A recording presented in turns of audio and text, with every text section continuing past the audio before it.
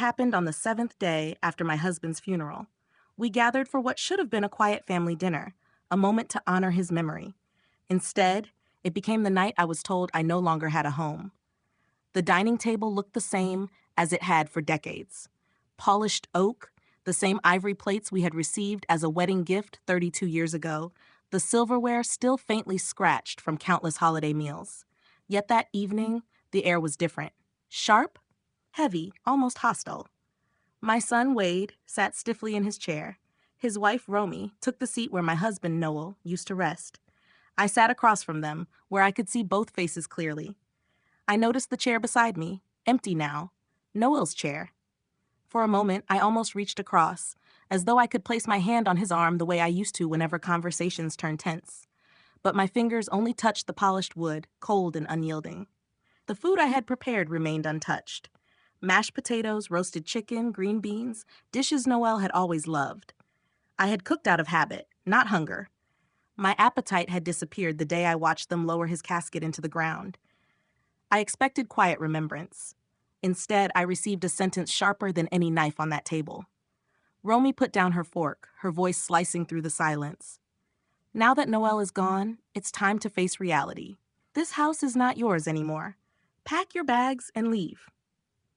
The words landed like a blow to my chest. I turned to Wade, waiting for him to object, to defend me, to remind her that this was the house where he grew up, the house Noel and I had built from nothing. But Wade only lowered his gaze, then nodded in silent agreement. The room blurred for a second. My ears rang, and yet I heard every syllable that followed.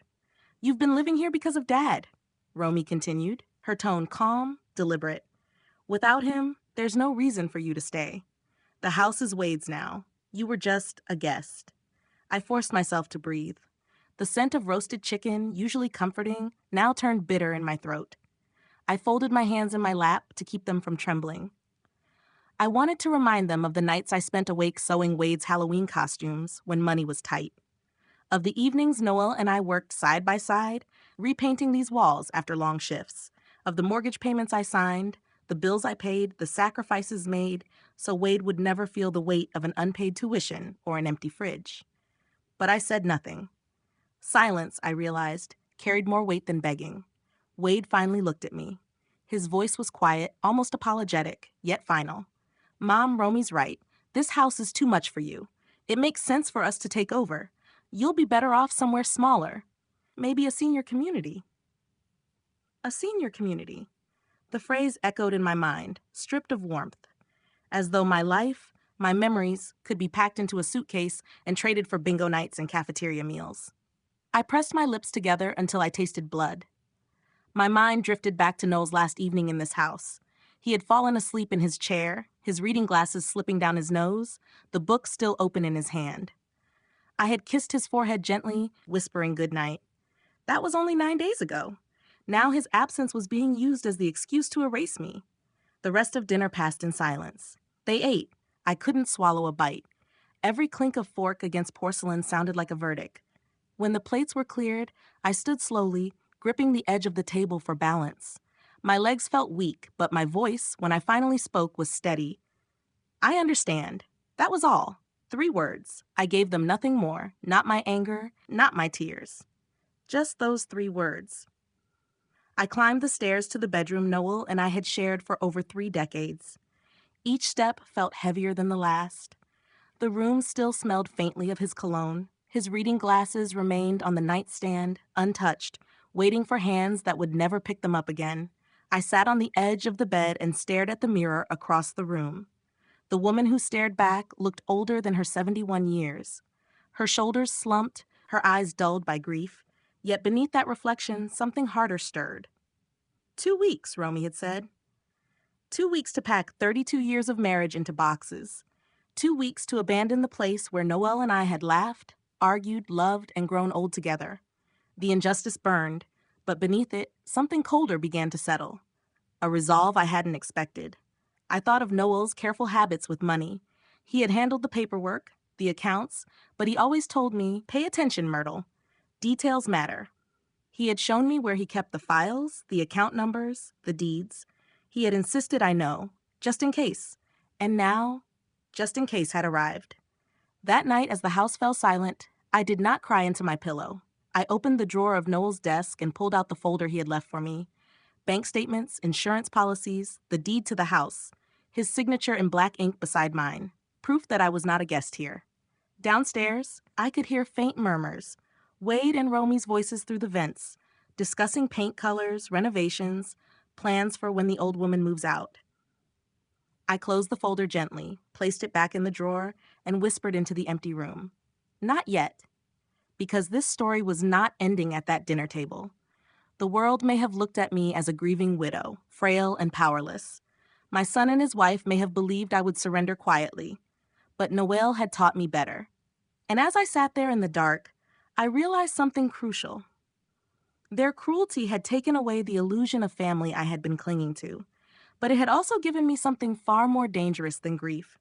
Clarity. The night after that dinner, I couldn't sleep.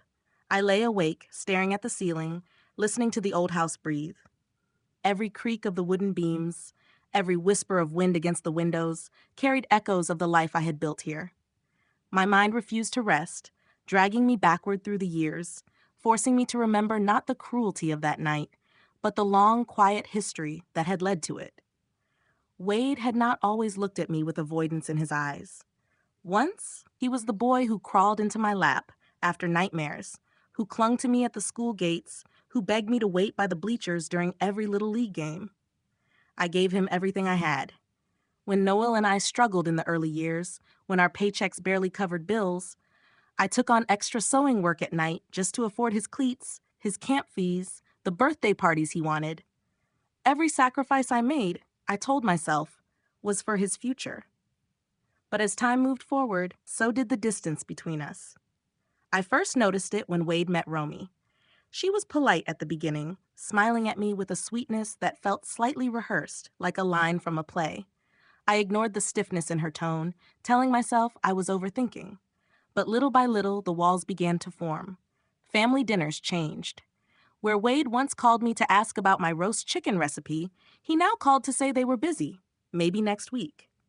Holidays that used to belong to us became shared with her side of the family, though somehow that always meant more time spent with them than with me. Traditions Noel and I had cherished, Sunday dinners, Christmas Eve gatherings, were trimmed down, adjusted, or simply forgotten. At first, I accepted the excuses. Marriage is compromise, I told myself. A wife deserves her husband's attention. I tried to welcome Romy, to include her, to make her feel at home. I offered her my kitchen, my recipes, my stories. But she never asked, never wanted them. Instead, she quietly pushed me to the edges of my own family. I remember the first Christmas after Wade's wedding. I had spent weeks decorating the house, stringing lights, baking cookies the way I always had.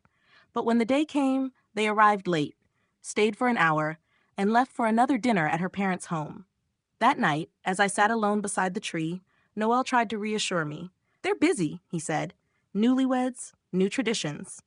I nodded, though my chest ached with the certainty that something precious was slipping away. As the years passed, the pattern grew sharper. Romy found reasons to cancel plans, reasons for Wade to visit less, reasons why the grandchildren, if they ever came, would not need me the way Wade once did. Slowly, I became a guest in their lives, invited only when convenient, dismissed when not. Even then, I stayed quiet. Because that is what mothers do. We endure. I told myself patience was love, that my silence was proof of understanding. Yet each silence was another brick in the wall they built between us. I also began to notice how Romy spoke about the house. Small comments, offhand remarks. "It's so big for just you and Noel." Or, "Can you imagine how perfect this place would be if we renovated?" At the time, I brushed them aside. But looking back now, I see them for what they were. Not casual observations, but seeds planted carefully, waiting for the day they would claim what they believed was theirs. I think about one evening in particular, years ago, before Noel's health declined. We were sitting at the dining table, the same one where Romy's words would one day cut me down. Wade had just left after a short visit. I turned to Noel, my voice quieter than I intended. "Do you think Wade needs us less now?" Noel reached across, covered my hand with his. "He will always need you, Myrtle, even if he doesn't show it." I wanted to believe him.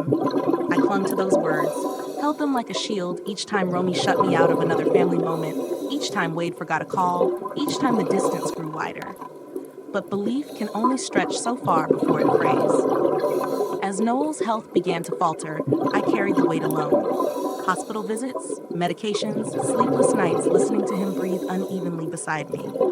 Wade visited when he could, but it was never enough, never the way I had once imagined. Romy often had other obligations, reasons why she couldn't accompany him, reasons why she wasn't available. Still, I didn't complain. I told myself their lives were busy. I told myself not to be selfish. And now, as I sit in the quiet of this house, I see it clearly. The years of sacrifice, of silence, of patience, they had not been invisible. No, they had been seen, but they had been misinterpreted, mistaken for weakness, mistaken for permission.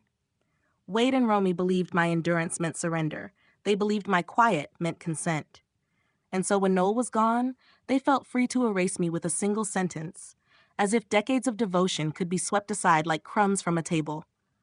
I think of that now, and a strange calm fills me. Because in remembering the past, I also remember the truth. I was not weak. I was not powerless. I was the one who built this home, who raised this family, who sacrificed when no one else would. And that truth is not erased just because they choose not to see it. The evening began quietly enough. The candles flickered on the oak table, their light trembling against the framed photographs lining the walls. Wade and Romy arrived with the kind of politeness that feels hollow, coats draped neatly over the chairs, shoes clicking on the hardwood floors like a warning. I told myself it was just dinner, a moment to honor Noel, nothing more. But silence hung heavy as we ate. Every sound was magnified, the scrape of a fork, the drip of condensation down a glass, the faint hum of the refrigerator in the next room. Wade avoided my eyes. Romy's movements were deliberate, each gesture controlled, as though she had rehearsed this moment. Halfway through the meal, she set her fork down. The sharp clink echoed like a gavel. She looked directly at me, her eyes steady, her voice calm in a way that chilled me. Now that Noel is gone, Myrtle, it's time to face reality. This house was never really yours. You need to pack your things and leave.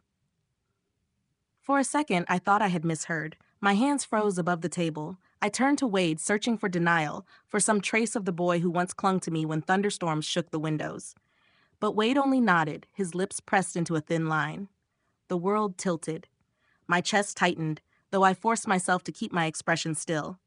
I waited, hoping Romy might soften her words, offer some explanation. Instead, she leaned back slightly, her tone clipped and final.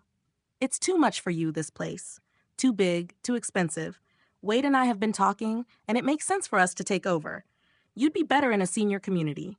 2 weeks should be plenty of time for you to move. 2 weeks. Not 2 months. Not even the courtesy of patience for a grieving widow. 2 weeks to dismantle 32 years of love, memory, and sacrifice. I managed to whisper, "This is my home. Noel and I." Wade cut me off. His voice was quiet, but it carried the weight of a verdict. "Mom, Romy's right. The upkeep is too much for you. And honestly, we've been thinking about expanding our family. This house has potential." The meaning slammed into me. They didn't just want me gone. They wanted my house. The same walls Noel and I had painted together. The same floors we repaired when money was scarce. The same rooms where Wade had taken his first steps. To them, it wasn't memory. It was opportunity. I looked at Wade, and for a brief second, I saw hesitation flicker across his face. But Romy's gaze was unyielding, and Wade quickly aligned himself with her. "It's for the best, Mom. You'll see." The rest of the meal blurred. I don't remember what words, if any, passed between us. I only remember standing slowly, my legs unsteady, and excusing myself from the table. My voice, when it came, was calm. "I'll need some time." But Romy was already shaking her head. 2 weeks. That's enough. Later that night, I sat alone in the bedroom Noel and I had shared. The smell of his cologne still lingered in the fabric of the curtains, the faintest reminder of the man whose absence had left me vulnerable. On the nightstand, his glasses rested beside the book he would never finish. I touched them gently, the way I once touched him, and let the silence fill me. I had endured many things in my life, years of sacrifice, years of quiet exclusion. But this was different. This was no longer silence or distance. This was erasure. And yet, beneath the ache, something steadier began to take shape. Their cruelty had burned away the last illusions I held.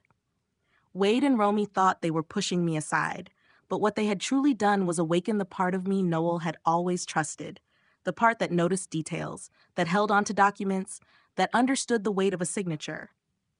I opened the desk drawer where Noel had kept his files. Inside, neatly organized as always, were the papers he had shown me in the years before his health declined. The deed, the accounts, the insurance policies, all signed, all official, all proof that I was not a guest here. Downstairs, I heard the low murmur of Wade and Romy's voices. They were already speaking of contractors, of renovations, of colors for walls they believed would soon be theirs. The words drifted upward through the vents, casual, confident, as though I had already disappeared. I closed the drawer carefully, returned to the bed, and sat in the dark.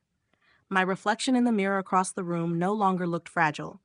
Grief was still there, but beneath it, something harder gleamed.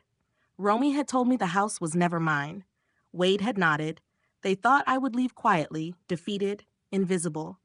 But they had forgotten one thing. Noel had never left me unprepared. And if they believed this betrayal was the end of my story, they were mistaken. The days that followed felt like walking through fog. I moved through the house quietly, sorting Noel's belongings, folding clothes that still carried his scent, touching the spines of books he would never finish. But beneath the grief, my mind worked with a clarity I had not expected. Each drawer I opened, each document I found reminded me of what Noel had left behind. Not just memories, but evidence. On the 10th day, I dressed carefully in a navy blouse and pressed slacks, the kind of clothes I wore when I used to accompany Noel to important appointments. I drove to the First National Bank, the same branch we had used for decades. My hands gripped the steering wheel tightly as I parked, but my heart remained steady. Inside, the manager, Mrs. Patterson, recognized me at once. She had attended Noel's funeral. "Myrtle?" she said softly, guiding me to her office. "I was so sorry to hear about Noel." I nodded, my throat tightening, but I pushed forward. "I need to see the full details of our accounts and the deed to the house." Within minutes, files were spread before me. Numbers, signatures, legal documents. Noel's careful handwriting side by side with mine. Everything was in order. The deed listed both our names. The accounts showed balances Noel had never spoken aloud, money he had saved quietly, methodically, for my future. By the time I left the bank, the fog inside me had lifted.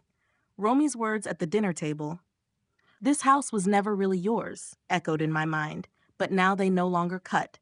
They revealed only her ignorance, her arrogance. That evening, Wade and Romy returned, their voices loud in the hallway, carrying plans for their renovations. Wade mentioned knocking down walls. Romy spoke of replacing the kitchen island, of tearing out the cabinets I had polished for years. I waited at the dining table, the very place where their betrayal had first been spoken. When they entered, Romy's eyes narrowed slightly, as though sensing the change in the air. "We'll need you to start packing soon," she began briskly. "The movers can come in 2 weeks. It'll be easier if you're out of the way by then." I set a folder on the table. My voice was calm. "Sit down." Something in my tone made Wade obey. Romy hesitated but joined him, her expression tightening. I opened the folder and slid the first document across the table, the deed. Both signatures clear, undeniable. "This house," I said quietly, "belongs to Noel and me. Not just Noel, not just Wade, me." Romy's lips parted, but no sound came. She glanced at Wade, expecting him to speak. He cleared his throat, his voice uncertain. "Mom, that doesn't change the fact." I cut him off, my words sharper than I intended. "It changes everything. This home is mine as much as it was your father's, and he made sure I would never be cast out of it." I slid the next set of papers forward. Bank statements, account balances, insurance policies. Wade leaned closer, his brow furrowing as the numbers registered.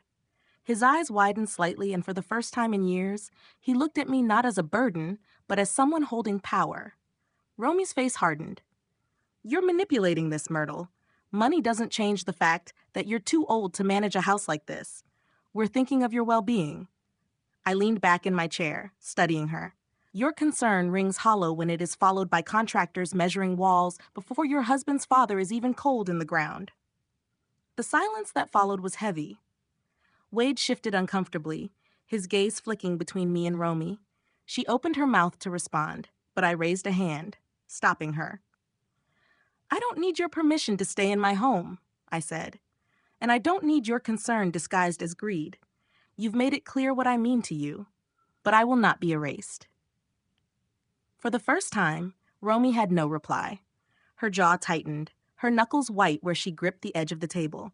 Wade looked at me then, truly looked, and I saw the flicker of shame cross his face. But it was fleeting, quickly buried beneath Romy's unyielding presence. I gathered the papers, returned them to the folder, and stood. You asked for 2 weeks. You will receive nothing of the sort. This house is mine. What happens here will happen on my terms. They watched me leave the room, the sound of my footsteps echoing against the hardwood floors. For the first time since Noel's passing, I felt something other than grief. I felt the weight of truth, and the truth had power. The days after that confrontation were strangely quiet. Wade and Romy did not come by for several evenings. The house felt still, almost as if it too was waiting to see what would happen next. I moved through each room slowly, touching the walls, the photographs, the worn fabric of the sofa. Noel had insisted we keep long after it had gone out of style. Every corner whispered his presence. For the first time since his passing, I felt something other than grief. I felt strength. But silence rarely lasts. On the 12th day, Wade arrived without warning. He walked into the kitchen where I was brewing tea, his movements restless. Romy was not with him, and for that I was grateful. He leaned against the counter, his voice low. Mom, Romy's upset. She thinks you're being unfair. Maybe if you just agreed to move into a smaller place, we could avoid conflict. I set the teapot down gently. Unfair? After everything your father and I built, after every sacrifice I made, so you could have the life you do? This home is not just walls and wood, Wade. It is our history, and I will not let anyone erase that. His jaw tightened, but he had no answer. He left soon after, muttering something about not wanting things to get ugly. The words hung in the air like smoke, and I knew they had already begun planning something behind closed doors. That night, while washing dishes, I overheard voices drifting from the porch. Romy's tone was sharp, Wade's defensive. She's making this harder than it needs to be, Romy hissed. We need that house. Without it, we can't afford the expansion. You promised me, Wade. I'm trying, he whispered back, but she's not budging. Their words confirmed what I had already suspected. It was never about me, never about my well-being. It was about possession, about claiming what was never theirs. The following morning, I received a call from Mrs. Patterson at the bank. She had been reviewing some of Noel's accounts. Myrtle, she said carefully, there are funds here your son and his wife may not know about. Substantial funds. He left them in a trust, with you as the sole beneficiary. I felt my breath catch. A trust. Noel had not only secured the house for me, but he had ensured that I would never be dependent on anyone. He had left me the means to live freely, without fear. The knowledge settled over me like armor. That weekend, Wade and Romy returned. Their expressions were rehearsed, polite on the surface, but edged with impatience. We sat again at the oak table, though this time I felt no weakness in my chest. Romy spoke first. Myrtle, we're trying to make this easier for you. If you sell the house now, you'll have cash in hand. Think of the comfort. Think of the relief. I let the silence linger before sliding another document onto the table, the trust papers Mrs. Patterson had shown me. Wade's eyes scanned the lines quickly, his face paling as he realized what they meant. Romy leaned forward, her voice rising. This doesn't change anything. Money doesn't buy you time. It doesn't change your age. I stopped her with a look. No, Romy, it changes everything. I do not need your comfort or your concern. Your promises of relief are nothing but chains disguised as kindness. This trust ensures I will live as I choose, not as you demand. Wade shifted uncomfortably, his shoulders slumping. Romy, however, would not relent. Do you even know what you're doing? Houses need upkeep. Finances need managing. You'll end up relying on us anyway.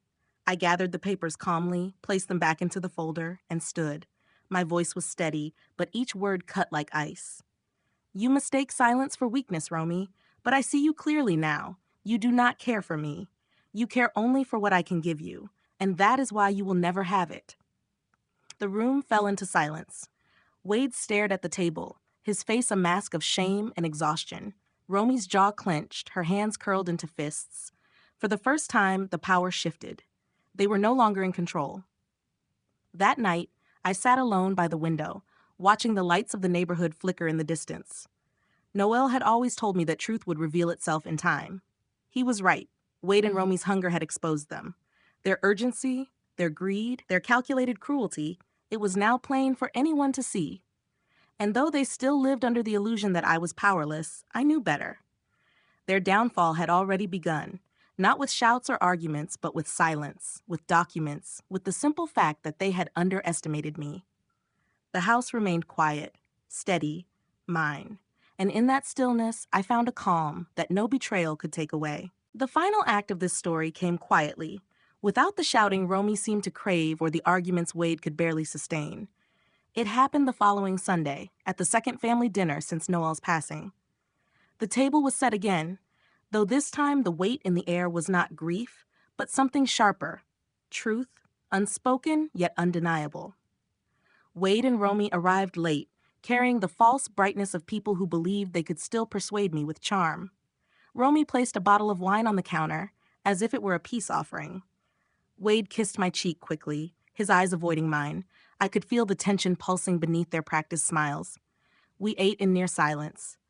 The clink of silverware was the only sound, until Romy finally leaned back, her voice honeyed but brittle. "Myrtle, we've thought about it, and maybe we rushed you, but eventually you'll have to move. This house is too much. You can't keep it forever." I placed my fork down slowly, then opened the folder beside me one last time. The deed, the trust, the bank records, all of it spread across the table like cards in a final game. I looked at Wade first. His face paled again, but this time he did not look away. Then I turned to Romy, her lips pressed tightly together. "This house," I said evenly, "is not going anywhere, and neither am I." Noel made sure of that. He trusted me with his name, his signature, his savings. He left everything in my hands, not yours. And he did so because he knew the truth you refused to see. I am not weak. I am not disposable. Romy's face flushed, but she had no words ready. Wade shifted in his chair, his voice barely above a whisper. "Mom, we didn't mean." I raised a hand, stopping him. "You did mean it. Every word, every plan you whispered when you thought I couldn't hear. You both showed me exactly who you are." The silence that followed was heavier than any argument. Romy's eyes darted toward Wade, desperate for him to intervene. But he only sat there, trapped in the weight of his own shame. I gathered the papers, returned them neatly to the folder, and stood. My voice was calm, final. "Dinner is over. You may leave whenever you wish." They left soon after, their footsteps echoing down the hall. No slamming doors, no raised voices, just quiet defeat. When the house was silent again, I sat in the living room, the same room where Noel and I had spent countless evenings watching the sun fade through the windows. I thought of his steady hands, his calm voice, the way he always believed in me, even when I doubted myself. And I realized something with startling clarity. I had been waiting for Wade's approval, for Romy's respect, for the family to recognize my worth. But I no longer needed it. The lesson was simple, though it had taken me 71 years to fully learn it. Love given freely is precious, but when it is replaced by greed, by selfishness, by betrayal, it must be released. Family is not defined by blood alone. It is defined by loyalty, respect, and compassion. And when those things are gone, so is the bond. I rose, walked through the house slowly, and touched the walls with steady hands. This was my home, my sanctuary. Wade and Romy could covet it, but they could never own it, not truly. The memories here belonged to Noel and me, and no one could strip that away. That night, I opened the windows and let the evening breeze carry through the rooms. The house felt lighter somehow, as though it too had shed the weight of deception. I brewed tea, sat by the window, and allowed myself to breathe without fear. I had not shouted. I had not fought with fists or anger. I had simply held the truth in my hands and placed it where everyone could see. That was enough. And so I end this story not with bitterness, but with peace. I remain in the home I built with the man I loved, surrounded by memories, protected by the care he left behind. Wade and Romy may one day come to understand the depth of what they lost, but that will be their burden to carry, not mine. If you've listened this far, perhaps you too have felt the sting of betrayal from those closest to you. Perhaps you know the quiet endurance of giving everything, only to be treated as if you were nothing. My story is a reminder. Your silence does not mean you are powerless, and your worth is not defined by those who fail to see it. Thank you for staying with me until the end. If you want to hear more stories like mine about love, betrayal, and the strength to walk away, stay close. Subscribe and let these stories remind you that even in the darkest family dramas, truth always finds its way to the surface. Because in the end, it is not the betrayal that defines us, it is the way we rise after it.